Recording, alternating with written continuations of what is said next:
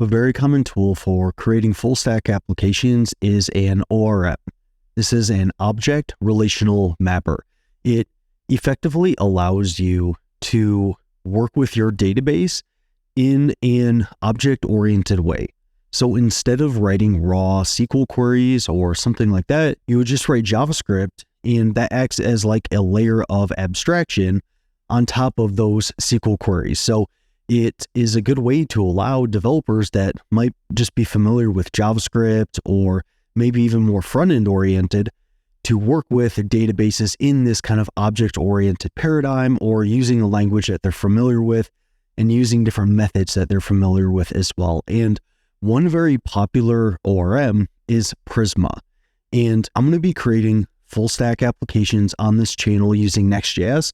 And one tool that we're going to explore using is Prisma. So this video is going to be an introduction to Prisma, what it is, and we're going to actually hop into VS Code and just do a little bit of a getting started guide in Prisma. So first off, what is Prisma? Well, as it says right on their docs here, it is a next generation Node.js and TypeScript ORM. So I already kind of explained what that means, but Prisma unlocks a new level of developer experience when working with databases thanks to its intuitive data model, automated migrations, type safety, and auto completion. Prisma has a data model that you can read. So it kind of makes a claim that has an intuitive way to declare your different models. So if we kind of zoom in on this example here, and we'll show you in the code editor here in just a second, you can see that within the schema.prisma file, you can declare your different models. These are going to be your different tables within your database. So they're creating a table right here, model post, and you can see it looks very similar to an object here, in which one of the fields in the table is going to be an ID, and that is going to be an integer that is an ID. And then you're also going to have a field that is title, which will be a string, and then a field that is content, which is string, so on and so forth. And then you can go on to create more tables within your schema.prisma file, like here, model user, and that user might have an email, name, and ID field as well. So you can kind of create these human readable models that represent your underlying tables within your database.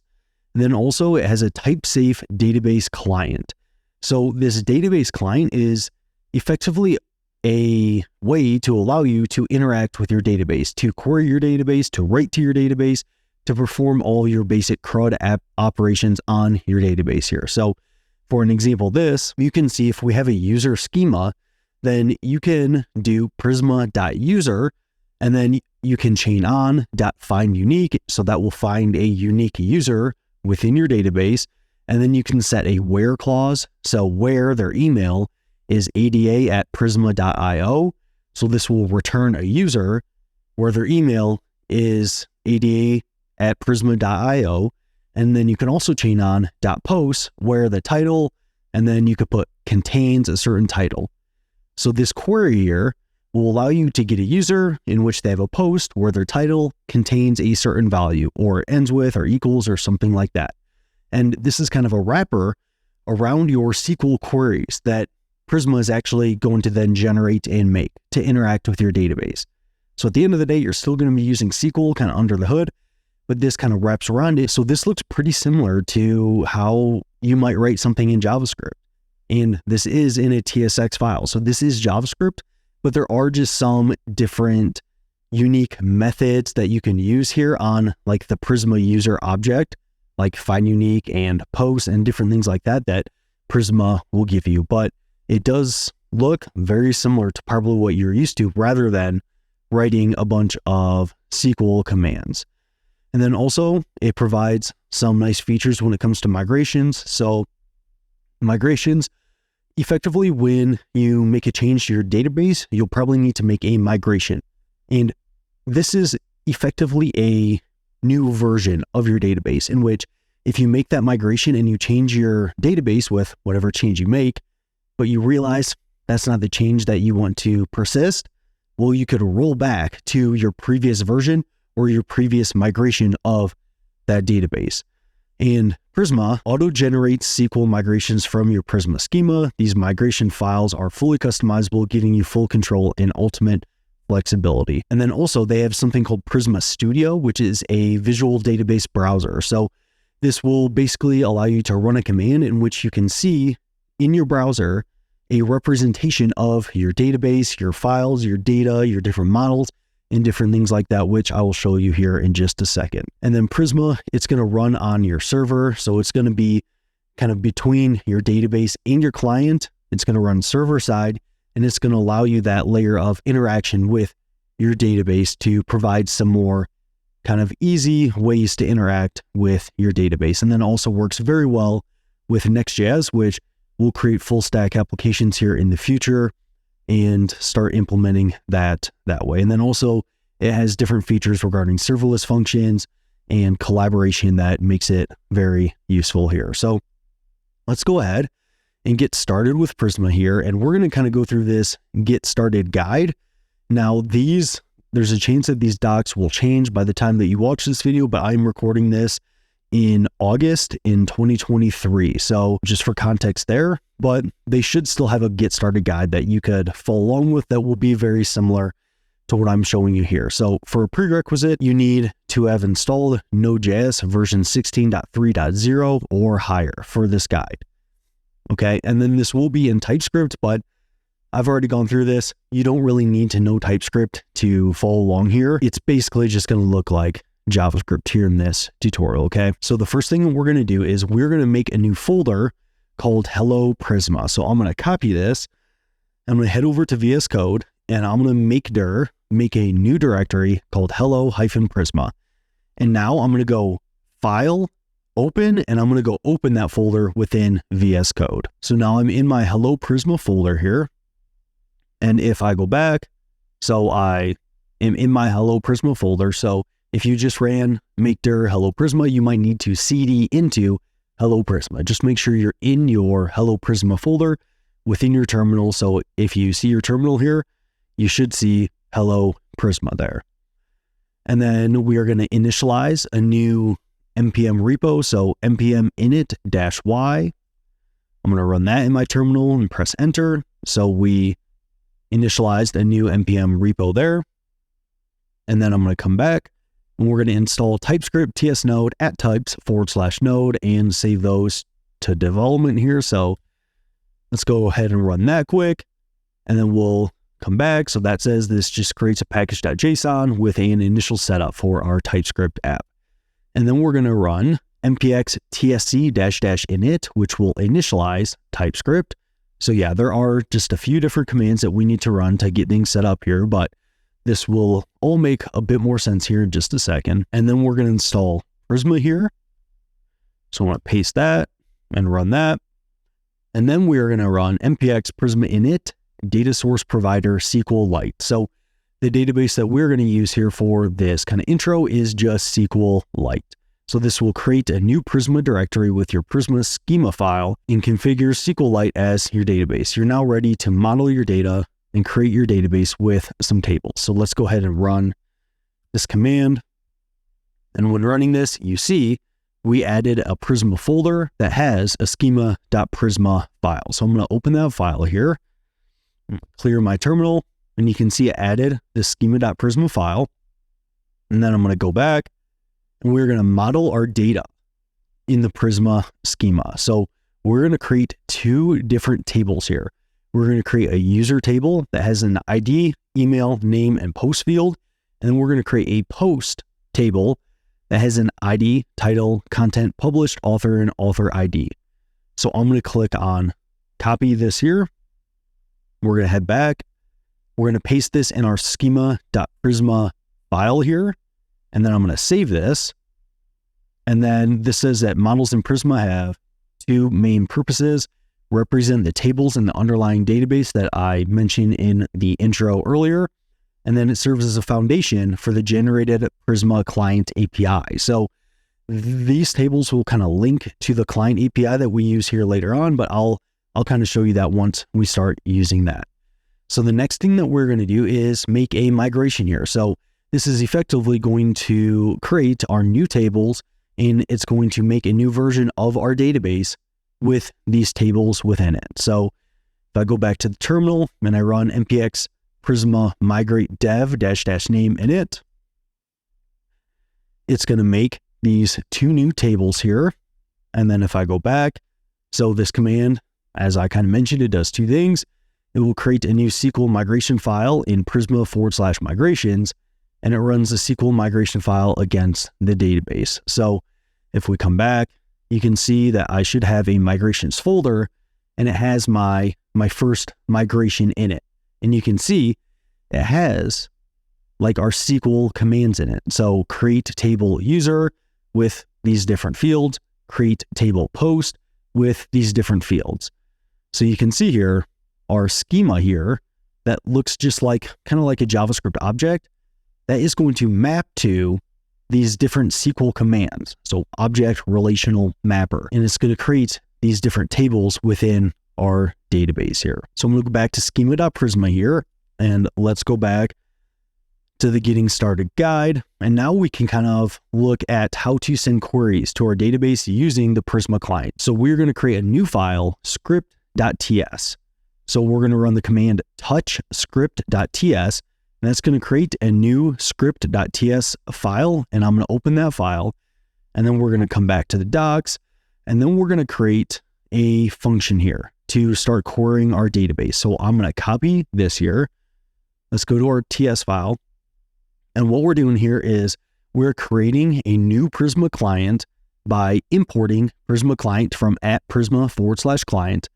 And then we're going to assign the constant Prisma to the return value of calling new Prisma client. And then we're going to write a function that this is soon going to be querying our database.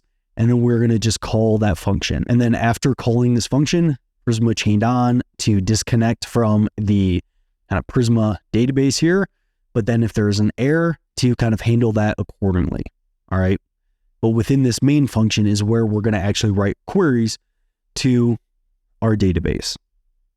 So if I go back, if I go down a little bit further, you're going to see that we can add a new user to our database like so. So let's copy this.